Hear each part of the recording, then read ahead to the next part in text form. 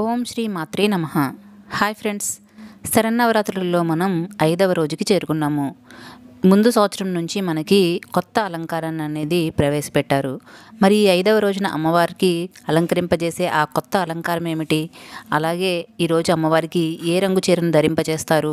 ఏవి నైవేద్యాలుగా సమర్పిస్తారు? తిథులేంటి, నక్షత్రాలు ఏమిటి?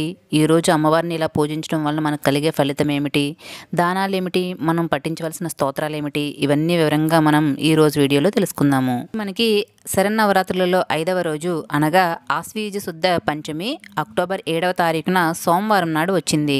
ఈరోజు అమ్మవారిని శ్రీ మహాచండీదేవిగా అలంకరిస్తారు. ఈరోజు నక్షత్రం అనురాధ నక్షత్రం.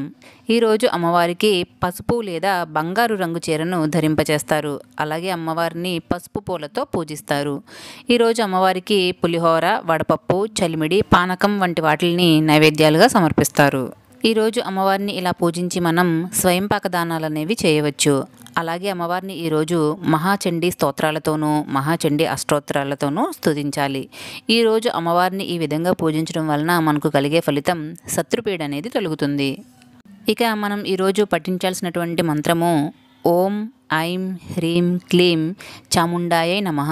ఈ మంత్రాన్ని 11 లేదా 21 లేదా 108 సార్లు పఠించాలి. ఈరోజు ఈ విధంగా అమ్మవారిని పూజించడం వలన మనకి శత్రుపీడలన్నీ కూడా తొలగుతాయి. అలాగే ఈరోజు అమ్మవారిని స్కందమాతగా కూడా పూజిస్తారు.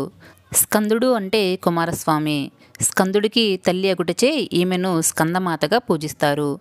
ఈరోజు మనం పఠించాల్సినటువంటి స్కందమాత యొక్క స్తోత్రము సింహాసన గతా నిత్యం పద్మాశ్రిత కరద్వయ శుభదాస్తు సదాదేవి స్కందమాత యశస్విని.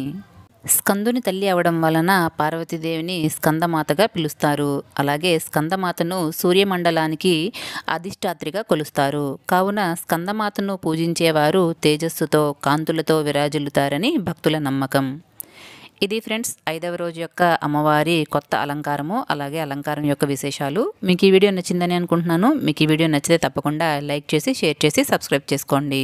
మళ్ళీ నా నెక్స్ట్ వీడియోస్లో అమ్మవారి అలంకారాల యొక్క మరిన్ని వివరాలతో మీ ముందుకు వచ్చేస్తాను. మళ్ళీ నా నెక్స్ట్ వీడియోలో కలుస్తాను. అంతవరకు సెలవు.